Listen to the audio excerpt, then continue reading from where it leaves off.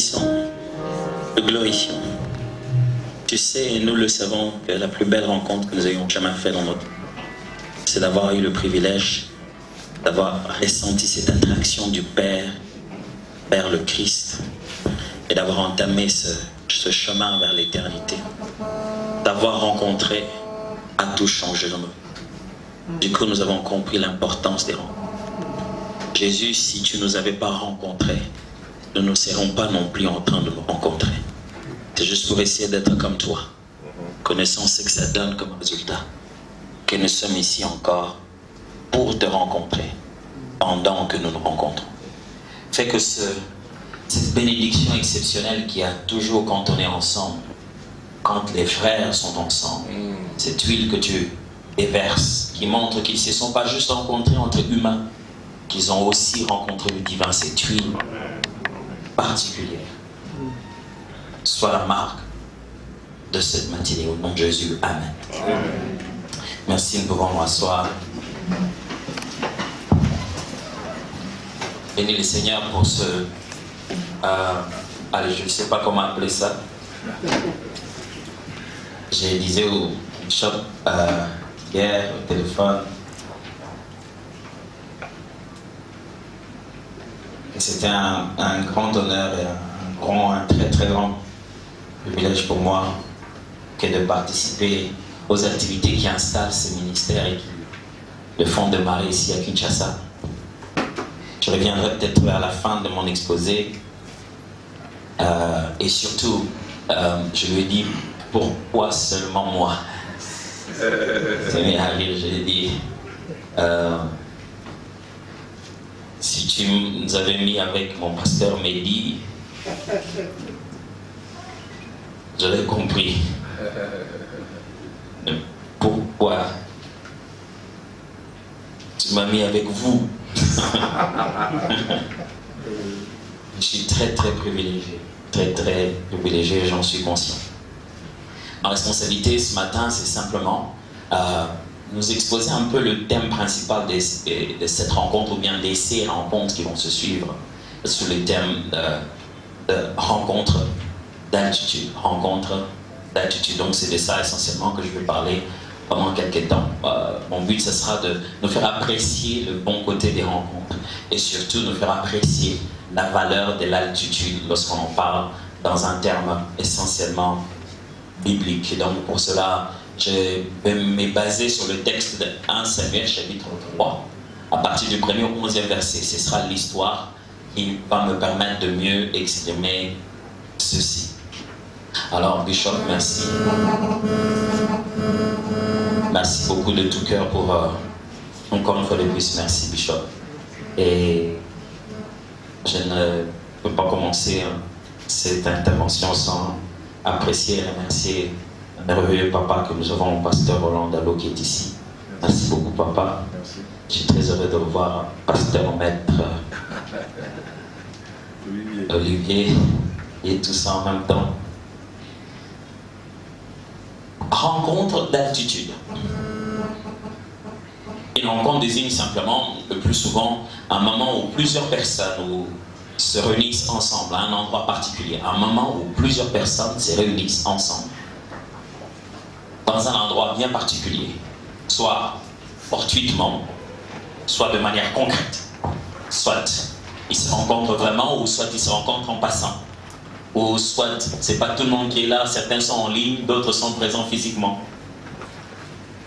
La nature de leur échange peut être vraiment une nature très concrète, on parle des vraies choses, ou alors c'est juste une rencontre en passant entre amis, on veut juste se voir, on n'a vraiment pas donné d'ordre du jour, mais le fait que des personnes se mettent ensemble, ça s'appelle une rencontre. Ça s'appelle aussi une rencontre quand on parle du fait qu'il y a des interactions, des rapprochements, des contacts, des échanges entre deux personnes, ou des objets si vous voulez. Mais à un moment où les idées se passent, se mélangent, deviennent comme une seule entité. Lorsqu'il y a une rencontre, il y a comme une troisième entité qui se crée. J'imagine une rencontre entre deux personnes. Ils créent une troisième personne qui est la fusion de leurs idées, qui est le résultat de ce qu'ils veulent. puisque chacun a d'une certaine manière laissé un peu de ses intérêts, chacun a dû faire des concessions, on s'est rencontrés, notre contact produit comme une troisième personne, je me permets ce terme-là. Cette troisième personne, c'est en fait cette façon de voir qui nous unit. Maintenant, on peut penser exactement de la même manière, pas comme moi je pense, pas comme toi tu penses, mais comme quand nous nous rencontrons, nous pensons. Ça produit quelque chose, ça produit un résultat dont tout le monde peut commencer à en profiter. Chaque rencontre produit toujours d'ailleurs, du reste, un résultat. Lorsqu'on parle d'une altitude, c'est simplement l'élévation verticale, j'ai bien aimé les termes, l'élévation verticale d'un lieu ou d'un objet par rapport à un niveau de base. C'est-à-dire, ici, c'est le niveau 0. Généralement, pour la Terre, on a tendance à parler du niveau de la mer. Là où se trouve la mer, c'est ce qu'on considère comme le niveau 0 d'altitude. Et quand une chose est élevée, on dit qu'elle a autant de pieds ou autant de mètres d'altitude par rapport au niveau de la mer. Il y a un niveau 0, un niveau très bas. Et lorsqu'une chose s'élève verticalement, quand il y a élévation verticale, quand la chose monte, alors on parle d'altitude. Donc, quand on veut comprendre l'altitude, on veut en fait mesurer l'écart qui existe entre le niveau 0 de départ et les niveaux que l'on prend en hauteur. On veut voir la dénivellation. Il y a un niveau de repère. Comment on a quitté les niveaux, le standard de tout le monde, le point 0. Quand on veut de l'altitude, on veut de l'élévation. Mais quelle forme d'élévation? On va essayer d'en parler. Permettez-moi avant même de lire les textes et de partager ces deux pensées de base qui sont des principes qui vont nous aider à mieux nous comprendre ensemble. Il existe deux types d'élévation, la verticale et l'horizontale. Et seule la première nous rapproche de Dieu. Il existe deux types d'élévation, l'élévation verticale et l'élévation horizontale. Mais seule l'élévation verticale nous rapproche de Dieu. C'est juste des termes pour nous parler de la différence qu'il y a entre être élevé vers Dieu et être renommé vers les personnes. Quand une relation est dans le sens vertical, il parle de notre piété, de notre consécration, de notre relation avec Dieu. Mais quand une chose est dans le sens horizontal, il parle de nos contacts avec les humains. Mais lorsqu'on veut prendre de l'altitude ici, ce n'est pas le prendre par rapport aux hommes, c'est le prendre par rapport à notre rapprochement avec Dieu. Il y a dans la vie de l'élévation que l'on désire. Mais lorsque vous êtes en train de vous élever par rapport aux hommes, quand vous êtes en train de penser votre élévation, votre altitude, l'altitude de votre appel, de votre ministère, de votre destinée, si vous voulez prendre de l'altitude, s'il vous plaît, ne les prenez pas d'après combien de gens vous connaissent, mais prenez-les comme d'après combien amis de Dieu vous devenez.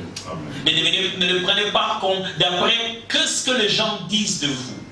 Mais prenez-les d'après qu'est-ce que Dieu dit de vous. La deuxième affirmation qui vient que compléter la première. Ne cherchez pas d'abord des rencontres qui étendent votre renommée, mais plutôt celles qui élèvent votre caractère.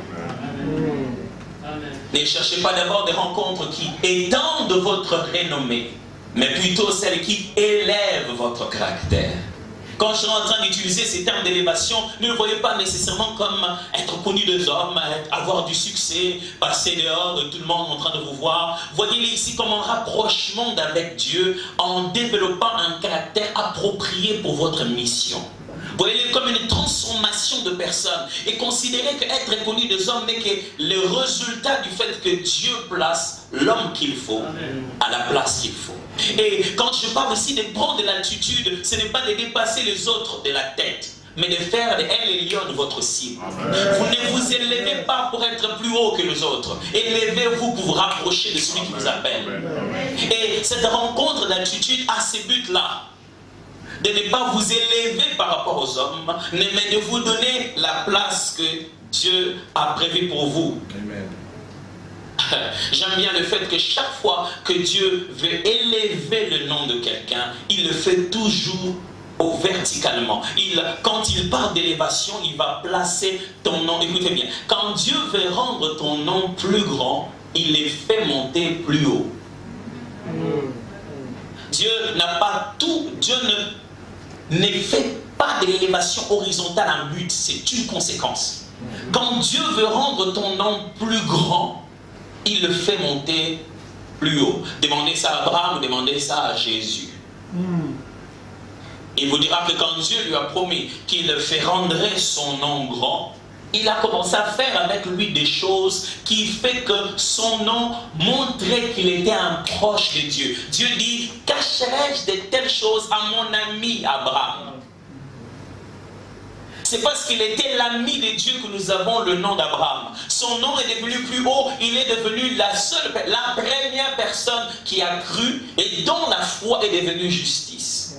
Et Jésus, lorsque son nom devait être le plus puissant de tout le nom, lorsqu'il fallait placer ce nom dans le décor de l'univers et du salut, le livre de Philippiens dit, c'est pourquoi aussi Dieu lui a souverainement élevé et lui a donné le nom qui est au-dessus de tout nom. Qui est-ce que tu rencontres? À quel moment tu le rencontres? Cela déterminera comment tu vas finir ta destinée. Qui est-ce que tu rencontres? À quel moment tu le rencontres? Cela va déterminer comment ton histoire dans la vie va finir. Il y a des gens qu'on aurait dû rencontrer un peu plus tôt. Il y a des gens qu'il faut absolument rencontrer. Il y a des gens, quand vous le regardez, vous dites, ah, il y a bien, mais non, moi, beaucoup de temps, là-bas, bien moi avant. Comme pour dire, bien heureux que vous êtes. Vous avez pu rencontrer des bonnes personnes à temps. Il y a des gens, quand vous les rencontrez, vous regrettez l'âge que vous avez. J'aurais dû être un peu plus jeune. J'allais faire tout ce qu'ils me demandent. Il y a des gens aussi, quand vous les rencontrez, vous regrettez pourquoi ils ont été sur votre chemin. Vous dites à tout le monde, moi, ce que je rencontre, je regrette dans ma vie, c'est d'avoir été proche d'une telle personne. Je parlais avec un pasteur, je ne peux pas vraiment vous parler de qui il s'agit, je n'ai pas reçu permission de ça. Mais il me parlait, on échangeait, on était en Europe. Il me disait, écoute, moi je suis très heureux d'être dans le milieu du pasteur Roland et de le recevoir, de parler avec lui. Parce que nous autres ici, nous avons été dans un milieu, il a cité un autre pasteur. Il dit, c'est très difficile maintenant. Dès qu'on sait que tu as été fils d'eux, on ne peut pas imaginer que toi tu vas être sérieux. On a l'impression qu'il vous a nourri, vous tous, de son niveau de moins sérieux. On ne peut rien attendre de vous. On a oublié que quand tu t'étais converti seul. Mais parce que tu étais avec lui, parce que tu l'as rencontré dans la vie, il te suit partout. Tu as envie de dire aux gens, ça fait longtemps qu'on n'est plus ensemble, mais parce que vous avez été une seule fois ensemble, ça suffit, vous n'arrivez plus à enlever ça. Et il était en train de me dire et de m'envier en disant, vraiment, vous êtes bien. Vous ne savez pas ce que je donnerais pour avoir le même parapluie que vous avez, d'avoir la même réputation sans tâche. Rien que me poursuivre, rien que de dire un prénom et tout le monde vous ouvre les portes. Dans la vie, j'ai des mots de passe comme ça. Il y a des endroits, quand j'arrive, je dis, je suis le mari de la sœur Chilo. Mot de passe. Donc quand j'arrive à un endroit, je dis, même je travaille avec le pasteur d'alors. Ah, les pasteurs! Mais bien sûr, le pasteur Roland d'alors. Ah oui, oui. Alors, quelle joie d'avoir rencontré des gens au bon moment. Et des fois même, vous restez avec des gens, c'est pas vous qu'ils veulent. Ils veulent prendre quelque chose de votre rencontre. Vous restez avec lui, mais dites-moi, quand vous étiez avec papa, il vous disait quoi? Il ne veut pas t'écouter toi, il veut écouter les résultats de ta rencontre. Il apprécie la rencontre que tu avais faite. Et qui on rencontre? À quel moment on le rencontre? Ça détermine le reste de notre parcours. 1 Samuel, donc chapitre 3, versets 1 à 11. Je vais le lire rapidement pour nous tous. Le jeune Samuel était au service de l'Éternel devant Élie. La parole de l'Éternel était rare en ce temps-là. Les visions n'étaient pas fréquentes. En ce même temps, Élie, qui commençait à avoir les yeux troubles et ne pouvait plus voir, était couché à sa place. La lampe de Dieu n'était pas encore éteinte. Et Samuel était couché dans le temple de l'Éternel où était l'arche de Dieu. Alors l'Éternel appela Samuel. Il répondit, « Me voici. » Et il courut vers Élie et dit, « Me voici car tu m'as appelé. » Élie répondit, « Je n'ai pas appelé. Retourne te coucher. » Et il alla se coucher. L'Éternel appela de nouveau Samuel. Et Samuel se leva, alla vers Élie et dit, « Me voici car tu m'as appelé. » Élie répondit, « Je n'ai point appelé mon fils. Retourne te coucher. » Samuel ne connaissait pas encore l'Éternel et la parole de l'Éternel ne lui avait pas encore été révélée. L'Éternel appela de nouveau Samuel pour la 3e fois et Samuel s'éleva vers Élie, alla vers Élie et dit, « Me voici car tu m'as appelé. » Élie comprit que c'était l'Éternel qui parlait, qui appelait l'enfant. et dit à Samuel, va, couche-toi. Et si l'on t'appelle, tu diras, parle Éternel, car ton serviteur écoute. Et Samuel alla se coucher à sa place. L'Éternel vint, se présenta et l'appela comme les autres fois. Samuel, Samuel. Et Samuel répondit, parle, car ton serviteur écoute. Alors l'Éternel dit à Samuel, voici, je veux faire en Israël une chose qui étourdira les oreilles de quiconque l'entendra. Nous sommes en face d'une rencontre. Une sorte de rencontre. Au début, vous avez l'impression que c'est entre deux, mais en fait c'est entre trois personnes. Trois personnages dans ces textes ont des rencontres en différents moments. Mais nous sommes en face d'une rencontre bien particulière ici. Il s'agit d'un côté Dieu, et de l'autre côté, Élie, le sacrificateur, ainsi que Samuel, qui va devenir prophète. Élie, le sacrificateur, Dieu et Samuel. C'est ce trio-là. Au moment où nous parlons, Dieu veut se manifester à Samuel. Il n'a rien dit à Élie, mais Élie le connaît à un moment. Il l'avait déjà rencontré. Et donc, pour pouvoir faciliter une autre rencontre, Dieu a eu besoin de quelqu'un d'autre qui avait déjà subi la première rencontre. J'aime toujours dire aux gens, Dieu ne viendra pas vous parler seul, là où vous avez des mentors. Aujourd'hui, les gens ont la mentalité du buisson ardent. Ils veulent entendre la voix seule et tout comprendre du coup. Mais quand vous êtes dans un contexte de mentorat, dans un contexte où Dieu a pourvu pour vous des personnes par qui vous parlez, ne cherchez pas encore le buisson ardent. On a Élie le sacrificateur. Oui, il est un, sacrificateur. 2, juge en Israël. 3, vieux en âge. 4, les yeux sont devenus défectueux. Il ne voit plus. Il est devenu vraiment vieux. Et 5, il a des enfants indisciplinés. Très très mauvais héritage qui l'entoure. Un bon Élie, papa, toi tu n'es pas un problème, mais tes enfants. Je l'imagine en train de dire les grands proverbes congolais.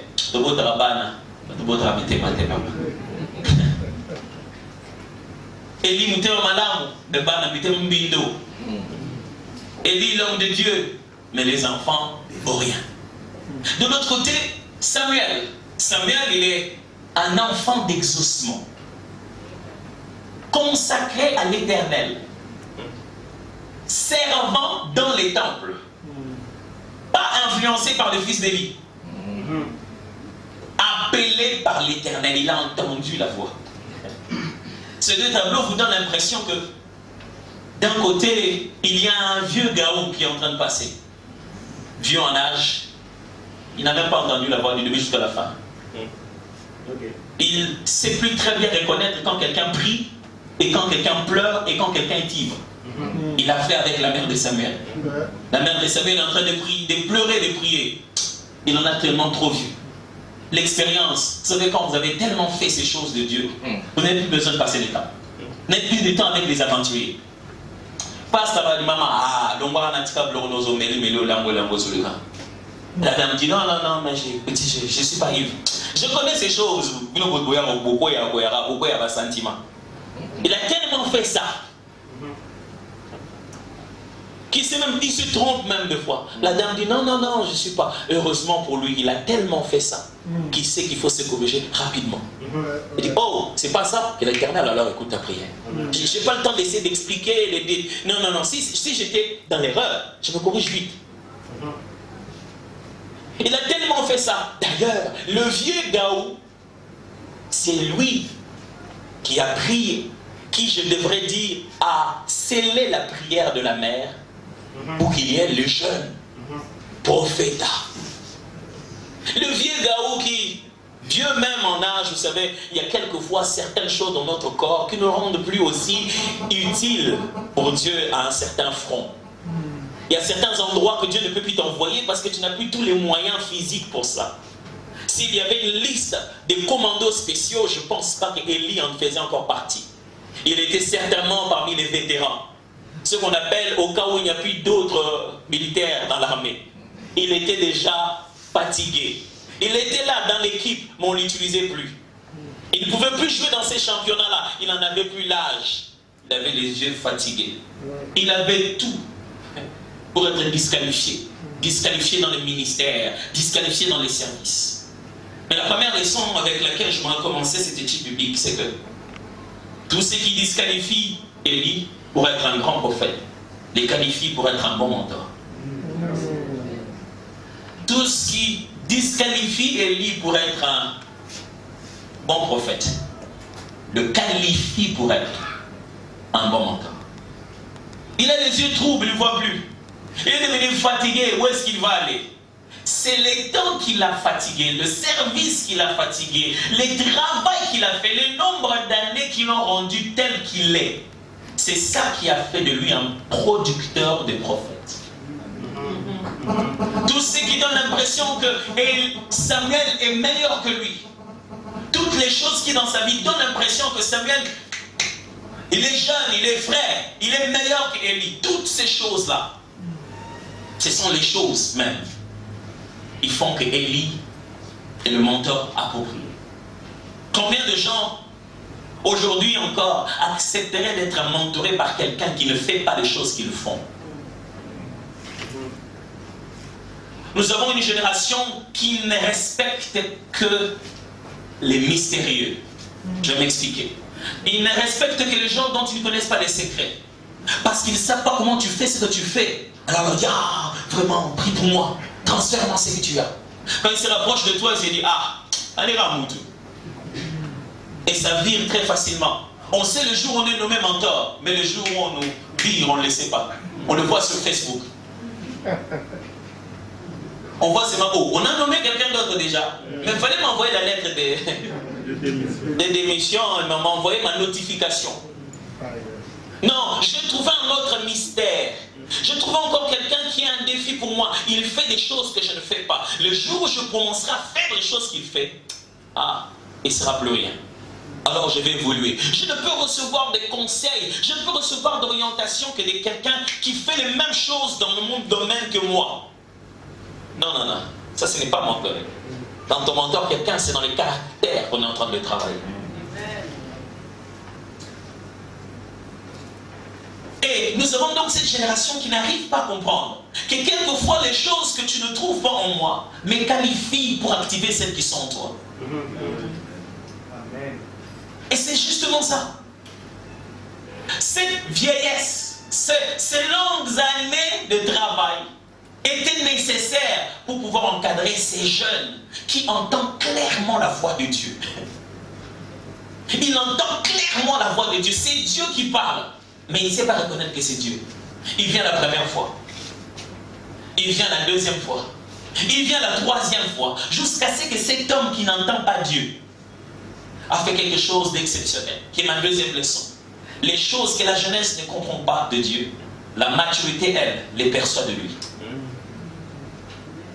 Les choses que la jeunesse ne comprend pas de Dieu, la maturité, elle, les perçoit de lui. Qu'est-ce que je veux dire? Ici, le jeune prophète en devenir vient d'entendre la voix de Dieu, mais il ne comprend pas ce que ça signifie. Ouf! Combien de fois dans ma vie je n'ai pas compris ce que ça signifie? Mais la maturité de ceux qui sont venus avant, la maturité de ceux qui Dieu a eu, ne fût-ce que 2 heures du temps à leur faire passer avant là où vous devez aller. L'expérience, les douleurs, les échecs et les réussites des autres, sans écouter Dieu, l'a permis de reconnaître que là c'était Dieu. Quelqu'un qui entend la voix ne comprend pas la voix. Et celui qui n'entend pas la voix comprend la voix. Ça s'appelle la maturité. La capacité de ne pas entendre Dieu, mais de le voir agir. La capacité de ne pas dire, oh, là je sens, mais de savoir que Dieu est là. Je pense qu'il est là. Je l'ai déjà rencontré. Vous savez, quand on est chez nous à la maison, des fois vous êtes dans la chambre et que quelqu'un passe au couloir, vous pouvez savoir que non, là c'est l'enfant, là c'est papa, là c'est Yaya, là c'est la bonne, vous savez, sans avoir vu, vous entendez seulement les pas. Vous sentez mais que là il court, là il marche. C'est que votre oreille a sensiblement capté déjà, calculé clairement la taille de la personne, son poids et la distance qu'il fait chaque fois qu'il fait les séquences de ses pas. Vous avez calculé ça inconsciemment. Ce qui fait que vous pouvez savoir, ah papa est entré, ah maman est entrée aussi. Mais maman on dirait qu'elle marche sur le point des pieds. qu'elle marche calmement. C'est comme si elle cherche. Vous pouvez voir tout cela sans avoir vu. Pourquoi? Vous les connaissez. Vous vivez avec eux. Vous avez vu ça tellement souvent. Si vous travaillez avec celui qui est le même hier, aujourd'hui et éternellement, même si vous n'avez pas entendu, vous pouvez les percevoir. Si vous avez été très souvent avec celui qui est le même, hier, aujourd'hui et éternellement, vous pouvez le reconnaître sans avoir entendu. J'ai une question à vous poser. Qui est prophète en fait? Celui qui va tout le temps aller dire, c'est toi qui m'as appelé? Ou bien celui qui dit, quand il t'appellera, dis-lui. C'est comme si on vous appelle par un numéro inconnu. Et vous venez, vous me dites, mais c'est toi qui m'as appelé? Je dis non, mais le numéro est masqué. Non, j'ai cru que c'était ton numéro, non. 2 fois, 3 fois. La 3e fois, moi je te dis, quand le numéro va appeler, dis-lui que c'est ton serviteur. Entre vous et moi, qui connaît celui qui appelle? Et la Bible dit, justement, Samuel ne connaissait pas encore. Là où la jeunesse veut entendre Dieu, la maturité a déjà compris, rencontré, expérimenté, saisi ce que Dieu attend faire. Votre histoire est unique, mais votre Dieu est le même. Vous êtes vous, c'est vrai, mais Dieu a sa façon de faire les choses. Si Dieu n'a pas une façon de faire les choses, il ne peut pas diriger un royaume. Ce qu'on appelle un système, c'est un ensemble de fonctionnements prédictibles qui garantit les résultats. C'est-à-dire que ça se fait de cette manière et on sait que ça se fera toujours. C'est établi comme ça pour que le résultat soit comme ça. Dieu a ses systèmes, appelez ça dispensation, appelez ça principe, appelez ça... Dans l'Ancien Testament, il y en avait. Dans le Nouveau, il y en avait. Dans chaque principe de vie, il y en avait. Et Jésus les enseignait. Il les enseignait même à des niveaux incroyables. Il leur disait, bon, tel démon, il ne faut pas faire telle manière. Les choses de l'esprit, hein. Il leur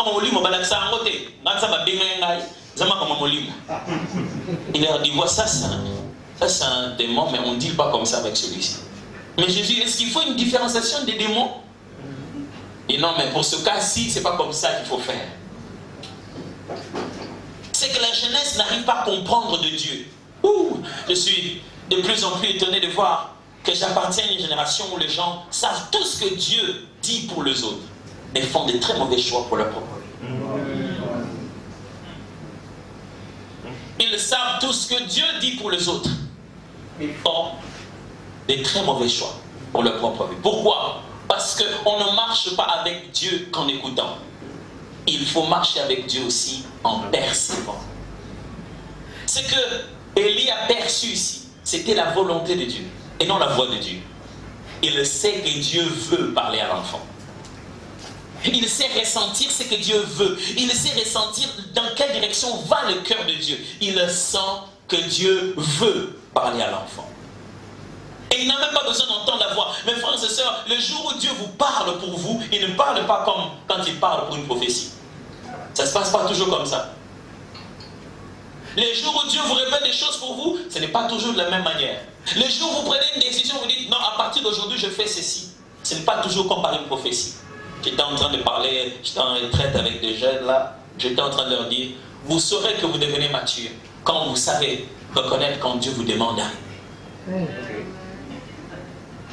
Savoir quand commencer, tout le monde. Je sens, Dieu m'a mis à cœur, Dieu m'a mis à cœur. Quand Dieu enlève à cœur, combien ressentent? Il a enlevé à cœur. Et que c'est terminé. Que maintenant là c'est fini. Jésus n'a pas fini son ministère parce qu'il n'avait plus de miracles à faire. Quand vous saurez que tout ce que vous pouvez n'est pas toujours ce que Dieu veut, vous comprendrez que alors ce n'est pas le pouvoir qui détermine le vouloir.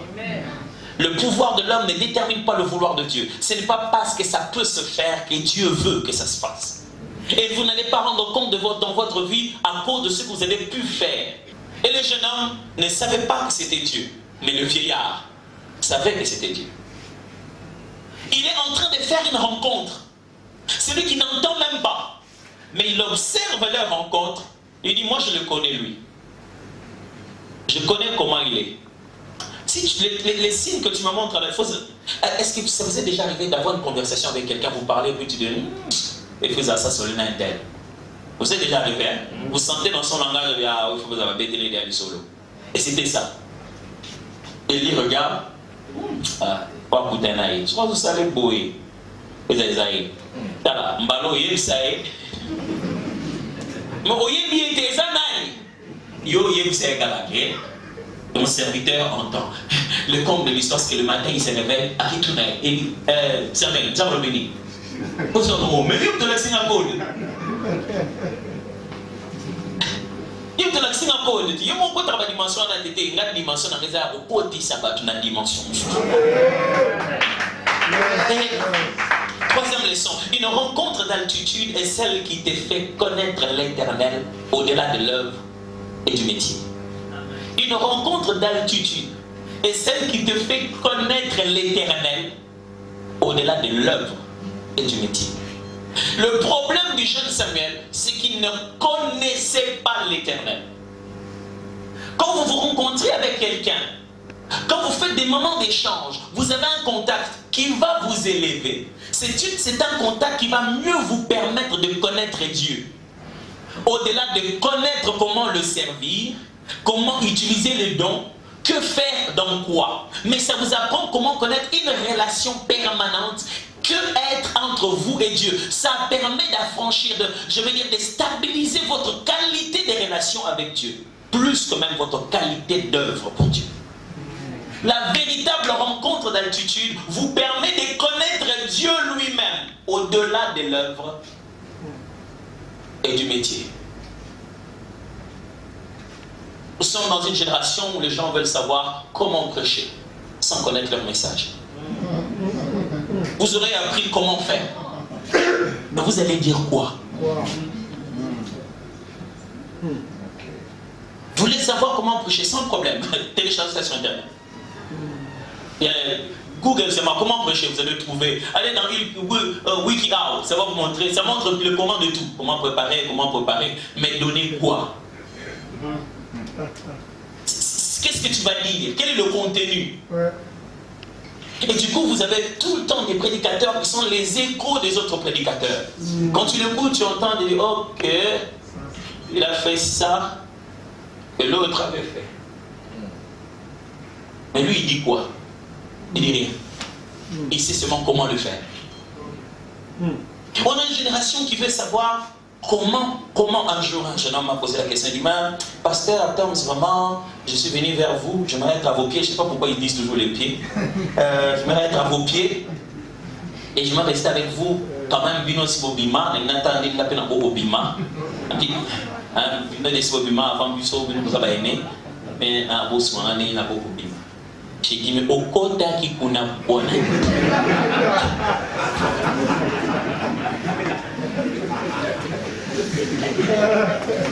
Ah, on y go bima, c'est au côté qui kuna.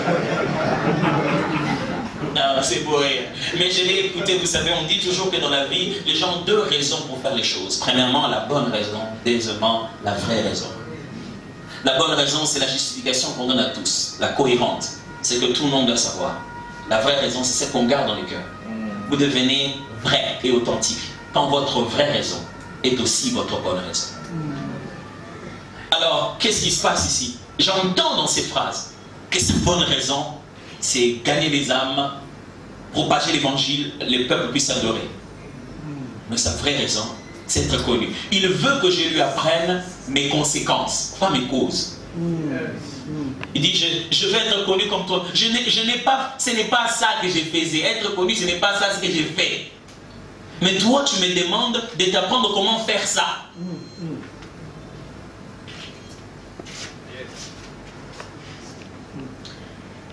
Autre leçon. Une rencontre d'altitude vous aide à éliminer vos angles morts.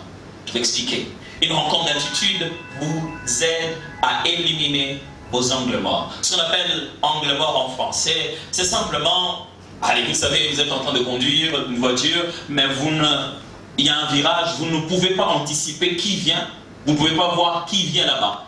Qu'est-ce qui vient, qu'est-ce qui ne va pas? C'est la suite du chemin, mais vous ne voyez pas clairement où vous allez. Donc c'est dans un contexte où vous ne pouvez pas bien me voir. Alors, je suis ici, depuis un moment, toutes les personnes qui sont derrière ce poteau, soit ils cherchent à me voir, ils sont devant un angle mort. C'est aussi l'expression qui a pour idée de dire qu'il existe dans nos vies des circonstances où nous-mêmes, nous ne voyons pas bien la chose.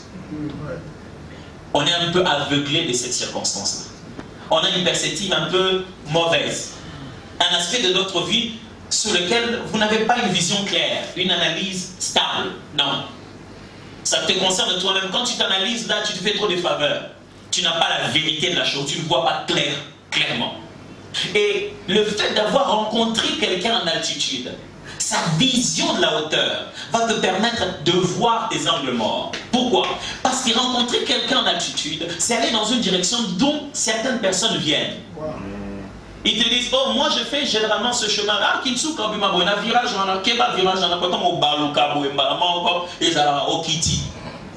tu peux maintenant anticiper et faire même de meilleurs résultats que lui. Il te le dit peut-être au prix de 4-5 accidents qu'il a maîtrisé ça. Et toi, tu n'auras fait aucun accident. Juste parce que tu l'as rencontré. Et il te dit, non, attention. Ce que tu ne vois pas maintenant. Non, moi je vois ça. À l'âge que tu es là, tu ne vois pas ça. Chaque fois qu'on allait voir maman Viviane, d'habitude, elle regardait toujours les talons de ma femme. Et elle disait, hé Nadège, toi tu as des longs talons comme ça là. Tu vas voir quand tu vas grandir ce que ça va commencer à faire. Il faut déjà descendre. Arrête ces talons. Elle lui disait tellement, parce qu'ils connaissent maman Viviane, ils savent qu'elle sait répéter ce qu'elle pense être juste. De nous tous ici, une seule personne peut confirmer ça. Alors, et puis elle est rentrée un moment, je crois que c'était pendant la grossesse de notre deuxième ou troisième enfant. Et porter la grossesse et les talons, c'était beaucoup. Et ça fait mal au dos, les talons aussi. Elle a commencé à dire, bâtiment, il lève, oh. Les talons, comme il est l'eau. Et elle a envoyé tous les talons. Et elle porte les talons que pour se tenir au micro. Même au bout d'un moment, elle les enlève, même en plein concert. C'est dit, hey, je ne préfère pas, quand je vais grandir, j'ai senti cette douleur quand j'avais la grossesse. Si c'est vrai que ça va devenir comme ça de toute ma vie, je préfère les pas. Vous avez deux options. Soit vous continuez avec les talons et vous allez souffrir vraiment comme il faut souffrir. Ou alors, vous mettez les talons de côté et vous serez heureux quand le jour les autres seront en train de dire que je souffre. Simple. Soit vous faites confiance à celui qui dit, je suis déjà passé par là. Quand vous virez, ça sera tout de suite un mur. Ou vous virez quand même. Et comme ça va être exactement un mur, vous allez vous rencontrer avec le mur. Il n'y a pas de 36 solutions. Et ces angles morts peuvent nous concerner nous-mêmes, notre appel, notre ministère. Il te dit, papa, tu sais pas là où tu te trouves dans le ministère. Tu sais pas là où tu te trouves. Tu sais pas qu'en virant ici, attention, la façon dont tu es en train de conduire cette œuvre. Il y a un virage là-bas. Non, ça c'était votre ministère. Moi je laisserai, on m'a appelé à autre chose. Oui, si je ne te parle pas de ça par rapport à toi, je te parle de ça par rapport au Seigneur. Je l'ai rencontré.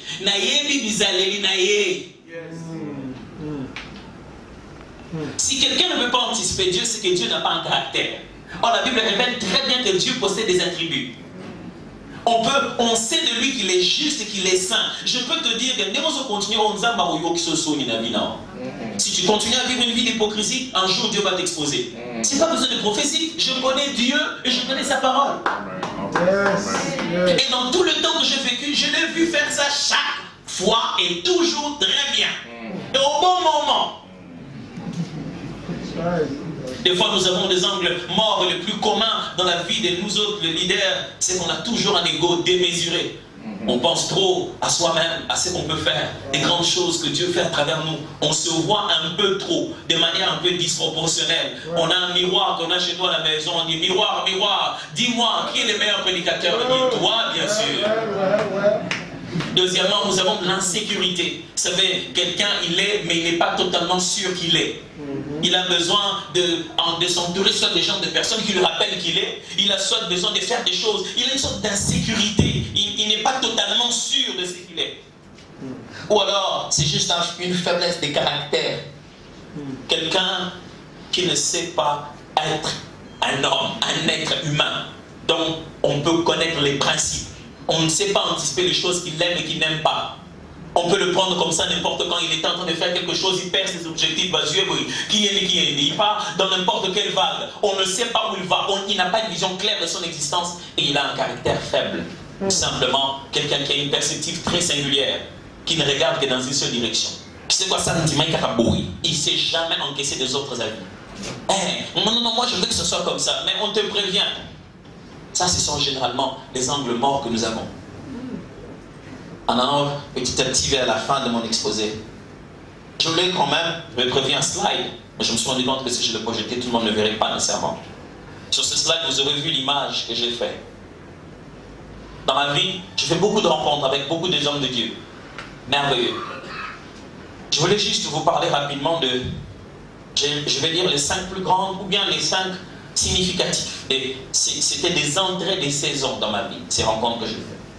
La première rencontre que j'ai faite dans ma vie, je l'ai faite avec le pasteur Edimpia, par lequel j'ai compris les premières bases de ma foi chrétienne. On était encore ensemble dans la jeunesse de l'église ménonite au Congo, Samko, en Baba. Je venais de faire l'expérience de croire au Seigneur Jésus. J'étais au village quand j'étais allé en vacances au village. Je suis rentré. Je n'ai pas compris ce qui se passait. À travers ma sœur, j'ai pu aller à l'église. Et là, il m'a fait comprendre l'engagement que j'avais pris quand j'étais à la forêt seul. C'était ça, vivre et recevoir le Seigneur Jésus. Il m'a appris les premiers pas de la vie. Il m'a appris beaucoup de choses. Je vais tout à l'heure vous donner, après avoir cité chacune de ces personnes, vous donner juste une phrase du résultat de ma rencontre avec chacun d'entre eux. Le deuxième, c'est bel et bien Papa Alain Moloto, cet homme qui est parti, qui a été dans les premiers pas de ma vie, après l'église. C'est la première fois que je sers dans un contexte indépendant, ou je veux dire non ecclésiastique, c'était avec Gaël. Je suis depuis 20 ans maintenant. Et cet homme de Dieu a été un moment autre de toute mon histoire. Après, j'ai eu l'une de mes merveilleuses rencontres, ma femme. J'ai rencontré ma femme. Je l'ai rencontrée en tant que collègue, je l'ai rencontrée en tant qu'amie, je l'ai rencontrée en tant qu'épouse. Oh oui, ça, c'est aussi une rencontre d'attitude. Quatrièmement, je l'ai revu, il était là, même s'il était présent ou pas présent, il est sur mon slide, j'ai les preuves si vous voulez. Hein, il est là, même sa photo est là. Donc, rassurez-vous, vous l'avez vraiment prévu. Ce n'est pas parce qu'il est là. J'ai pu rencontrer, gloire à Dieu, ce merveilleux papa Roland Dalo-Louata, qui est venu juste au bon moment dans ma vie, juste au bon tournant, juste au moment où je suis allé plusieurs fois dire oui Seigneur. Est-ce qu'il vous est déjà arrivé de répondre à Dieu mais au mauvais endroit? Nous avons une génération qui répond au Seigneur sincèrement mais au mauvais endroit. Ils sont allés plusieurs fois. Dieu veut qu'ils fassent une chose, ils en font une autre. Dieu leur met une flamme dans le cœur, ils en font un ministère. Ce n'est pas un ministère qu'ils voulaient. Dieu met une flamme dans le cœur, ils font que ce qu'ils voient déjà. Ils font que copier ce qu'ils voient. 2 fois, 3 fois, Seigneur, je t'en prie, si quelqu'un, plusieurs fois tu l'as appelé, il a fait autre chose, appelle-le encore. Vous savez, Dieu est suffisamment patient de nous appeler même la 3e fois. Je ne sais pas si Élie n'avait pas expliqué la 3e fois, il allait encore appeler la 4e fois. C'est la vérité. Et quand on est troublé en train de savoir où est-ce que je dois répondre, et qu'on trouve quelqu'un qui vous donne le code d'accès, cet homme vous est précieux. Et enfin, dans cette page de mon ministère, j'ai rencontré un homme qui a beaucoup influencé, qui à ce moment-ci influence beaucoup ma vie. Je ne suis pas encore aussi proche de lui que je le souhaiterais. Mais certains connaissent son nom, il n'est pas d'ici, il s'appelle John C. Maxwell. Un homme de Dieu qui a fait ses 20 ans de ministère pastoral et qui est actuellement complètement adonné à l'évangélisation et à la formation des serviteurs de Dieu et même des hommes dans le séculier. Un homme qui a un pied dans le séculier, un pied dans l'évangile et il trouve une grande stabilité. J'étais moi-même dans l'une des réunions où on a fini toutes les formations. Il les a fait intentionnellement pour que les derniers jours de la formation soient un dimanche soir. Et avant ce jour-là, il ne va pas enseigner plusieurs fois. Il sait que les gens viennent pour lui. Alors l'une des premières et grandes fois qu'il enseigne, ce sera la prédication du dimanche matin. Dans ces réunions, il vient des musulmans, des gens d'autres religions. puisqu'ils sont venus l'écouter, il a dit les dimanches, il y aura culte. Il n'y aura pas formation, formation c'est le soir à la clôture. Mais si vous voulez bien venir, venez. Et quand ils viennent, ils prêchent l'évangile, assis, calmement. Et à la fin de la réunion, ce sont des réunions qui rassemblent 1000, 5000, 6000 personnes. C'est jamais moins de 1600, 1700 personnes. Quand ils sont là, il leur donne des Bibles. Il les connecte à Christ. Et il les connecte tout de suite à sa branche essentiellement évangélique. Et c'est parti. Un homme qui travaille avec des cœurs différents, mais qui continue à garder son cœur pour Jésus. Amen. Il travaille avec des présidents des nations qui consulte lui-même Vézérine un jour. Elle dit, le jour où il a senti qu'il était devenu quelqu'un, c'est le jour où son bureau a sonné. On a dit, bon, le président Obama voudrait vous voir. Il dit, président, c'est un homme très comique. Il dit, le président Obama veut me voir. Ce que j'ai retenu du pasteur Edine, puis après j'ai commencé ma foi, c'est que offrir sa jeunesse à Dieu est le meilleur investissement de la vie. Amen. Offrir sa jeunesse à Dieu est le meilleur investissement de sa vie. J'étais encore très jeune, je devais avoir entre 14 ans. Il ne m'a pas dit, attends de grandir pour être passionné pour Jésus. Non, ce n'était pas pour prêcher, pour devenir pasteur, juste passionné pour Jésus. Je me réveillais le matin, j'allais à l'école. Quand je revenais, je prenais mes Bibles, je les mettais là, je me mettais à les lire. Je lisais les Lingala Bakaja, les Lingala Facile, je lisais tout ça. Puis quand je finis, je me lève, je vais à l'évangélisation. Je finis d'évangéliser, je rentre à la maison, je mange quelque chose. Je vais visiter les gens pour qu'ils viennent avant le culte. Quand je finis la visite, c'est moi-même qui vais rapidement au culte parce que je dois porter mon écharpe de protocole. Aujourd'hui, le protocole porte les dénis. À l'époque, on portait juste la bandoulière là. Écrit protocole, parce que je dois les recevoir à la porte. Pour les avoir reçus à la porte, dès qu'ils entrent, le temps que les premières personnes arrivent, c'est moi qui dois conduire la louange. Le modérateur m'attend, me fait signe, je dois venir, je conduis la louange. Je finis de conduire la louange, je dois le recevoir à la fin parce que je fais partie de l'intercession, on doit clôturer. Quand on a fini de clôturer, c'est nous qui renfermons les bancs. Et je rentre juste un peu à la maison parce que le soir, on a veillé. Le matin, c'est moi qui conduis le culte matinal. Et vers 9h, je dois enseigner les affermissements. Ça, c'est donner toute sa jeunesse à Christ. Et pas attendre une publication sur Facebook. Vivre la vraie chrétienté sur le terrain. Je l'ai appris. Ça, c'est le résultat de ma rencontre. Deuxièmement, quand je rencontrais Papa Alain Moloto, il m'a appris. Être pour Dieu vaut plus savoir tout de lui. Il m'a appris que la course n'est pas dans ce que nous allons posséder. La course n'est pas dans qu'est-ce que nous allons avoir à force d'être avec Dieu. Mais non, quelle personne nous allons devenir. Je me rappelle une fois, on était avec lui en causant. Il dit, mais vieux, les gens disent que... Est-ce que toi-même tu sais un peu qui a fait ça? Il dit, oui, je sais qui m'a empoisonné. Là, je crois que c'était la deuxième fois. Il dit, oui, je sais c'est qui m'a empoisonné. Il m'a même expliqué comment ça s'est passé. Il dit, ah!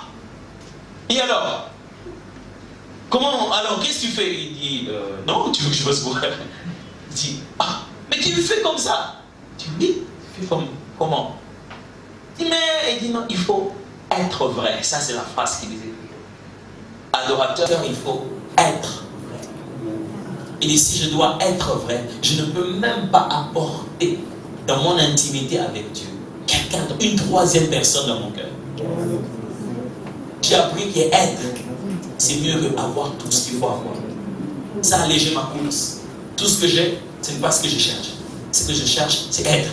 Si j'ai, c'est en passant. Mais pourtant, l'avoir ne peut pas m'empêcher d'être ce que je dois être. Ça ne peut pas m'empêcher de continuer ma course parce que j'ai compris la priorité entre les deux. Quand j'ai rencontré ma merveilleuse sœur Chilo, j'ai appris d'elle que moi aussi, je ne suis qu'un être humain qui a besoin de Dieu.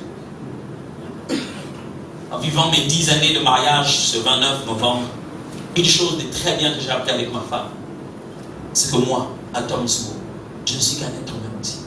J'ai besoin de vous. Vous savez, il y a bien des choses que vous savez, que vous enseignez, que vous expliquez.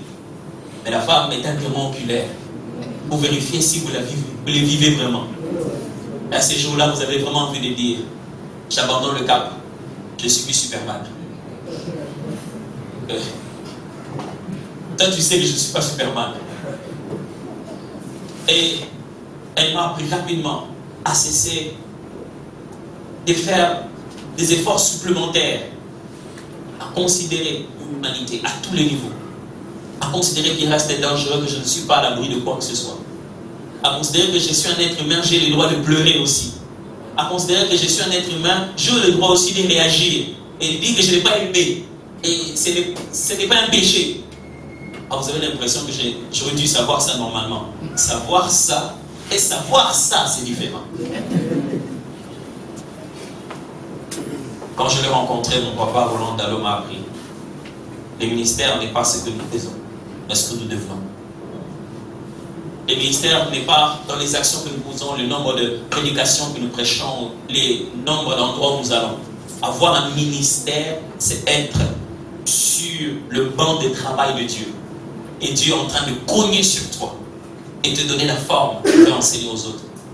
Le ministère, ce n'est pas les prédications que nous portons, mais le message que nous devenons. Le ministère, ce n'est pas qu'est-ce que nous disons, mais la rigueur que nous prenons à être intègre avec notre propre message. Ça, je l'ai appris. Et enfin, ce que j'apprends depuis un moment de ces merveilleux hommes de Dieu, ce qui est devenu ma petite phrase de tout le jour. L'homme ne résiste pas au changement. Il résiste à être changé. Le pasteur Roland disait toujours, à une saison de sa vie, il m'a répété cette phrase. J'avais connu le Seigneur le jour où je me suis converti. Et j'ai connu le diable à force de chasser les démons. Maintenant, je viens de découvrir l'homme. Je ne connaissais pas l'homme. Et une fois, l'homme de Daniel a dit, quand j'étais jeune, je bénissais Dieu pour sa puissance. Maintenant que j'ai grandi, je le bénis pour sa sagesse. Je regarde en Dieu des attributs de son caractère d'être, questionnement de ses capacités de faire. J'ai appris de cet homme qui enseigne merveilleusement bien sur le leadership. Je suis sûr que quand vous devenez à la place où je suis assis, vous savez que vous avez besoin d'apprendre des choses. Et il a dit une chose qui est très très importante pour moi, surtout dans cette saison, où il faut travailler sur des changements, travailler sur des virements, travailler sur des transformations. J'ai appris et ça m'aide énormément. En réalité, l'homme ne résiste pas au changement. On va changer de place, on va changer de forme, on va changer des temps, on va changer de son, on va changer des décors. Tout le monde est content. Et quand on lui demande à lui d'échanger, de venir à l'heure, d'appeler un tel pasteur qui était son ami, alors là, tu vois l'homme devenir homme. Et ça, je l'ai appris et j'ai une question pour vous. Est-ce que vous avez appris de vos rencontres? Ce que vous avez appris de vos rencontres, mais diront si ce sont des rencontres d'altitude, si ce sont des rencontres verticales, ou c'est juste des rencontres horizontales. Si tout ce que vous avez appris, c'est comment vous habiller, comment vous tenir devant les gens, ça ne suffit pas ça. Si tout ce que vous avez appris, c'est comment faire les choses et non comment être et qui devenir, ce n'est pas des rencontres. Allez dans les endroits où, après avoir parlé, vous avez du travail sur vous. Allez dans les lieux de rencontre où, après avoir parlé avec les autres, vous avez un TP sur votre propre vie. Après avoir écouté le message, vous savez que c'est à vous qu'on a parlé et que vous n'allez pas aller le prendre et l'utiliser encore. Que Dieu bénisse la nouvelle génération de pères qui n'ont pas peur de le rendre meilleur par leur réussite et surtout par leurs échecs. Que Dieu bénisse la nouvelle génération des aînés qui veulent nous voir aller là où ils n'ont jamais été. Que Dieu bénisse cette nouvelle génération des collègues qui ne craignent pas de révéler leurs secrets. Qui nous disent comment ils le font. D'où ça vient. Que Dieu bénisse la rencontre d'attitude. Et mon devoir à moi pour vous aujourd'hui. Passer un temps, résumer en une ou deux phrases l'impact de vos plus grandes rencontres. Alors vous pourrez savoir si cette personne vous est utile ou pas. Ou peut-être si cette personne est dans la saison. Toutes ces vérités que je vous ai citées, je ne les ai pas fait passer. Je les maintiens. Celui qui est au 3e niveau de son étage, c'est parce qu'il est sur le 2e niveau. Et que le 2e niveau est sur le 1er. Ce qu'on apprend dans la vie, on ne le jette pas. Ça devient la base sur laquelle on la jette, on ajoute l'autre. Le jour où tu viens retirer ce qui était en bas, tout s'écroule. La question c'est, est-ce que tu as déjà pris les endroits que tu as? Qu'est-ce que tu as déjà pris? Écris-les quelque part. Fais-toi cet exercice. J'aime bien faire cet exercice. Des fois, certaines choses, il faut les écrire. Certaines pensées, il faut les mettre sur papier, les extérioriser. Ne pas juste de penser dans la tête. Et posez-vous aussi surtout cette question. Depuis que vous avez appris cette leçon, comment l'avez-vous assimilée? Comment ça fait partie de vous maintenant? Comment c'est devenu vous? Je prie Dieu que chaque fois que le bishop vous convoquera pour des rencontres d'attitude, ce soit des rencontres qui nous aident à nous rapprocher de Dieu dans les caractères. Ce soit des rencontres qui nous aident à éliminer des angles morts. Vous savez, il y a des rencontres qui font que des courbures deviennent des chemins tout droits. Pas avec vos yeux, mais avec les yeux de ceux qui ont échoué avant vous. Vous pouvez voir loin, être à des endroits où vous n'avez jamais été, juste par l'expérience que quelqu'un d'autre a apporté dans votre vie. Juste par cette expérience, quelqu'un d'autre l'a apporté. Et ça a complètement changé. Quelle rencontre? Vous avez déjà rencontré qui? Où? Je voudrais juste vous dire que les vieux ne sont pas si vieux que ça. Je voudrais juste vous dire, une génération qui vous précède n'est pas finie. Chaque génération a l'obligation de passer le flambeau. Prenez le flambeau. Nous avons une autre génération de pères, mes frères, qui ils sont arrivés à un certain niveau de leur ministère, se disent, je vais partager ça avec les autres. Ouf! À Kinshasa, en RDC. Non. Non. Ça se faisait pas avant. Nous avons une autre génération qui s'est dit, j'ai appris tellement par essai et erreur, j'ai appris tellement en état, j'ai appris tellement en lisant, en mécognant, que je ne veux pas que les gens s'écolent. La génération qui était avant disait, est-ce que je suis obligé? À quoi tu sais?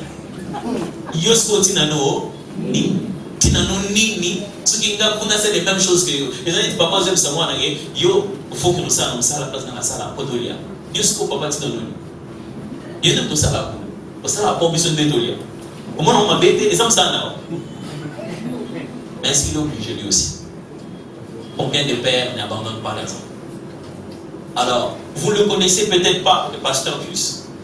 Vous ne savez même pas peut-être quel est son parcours. Est-ce qu'il est prophète?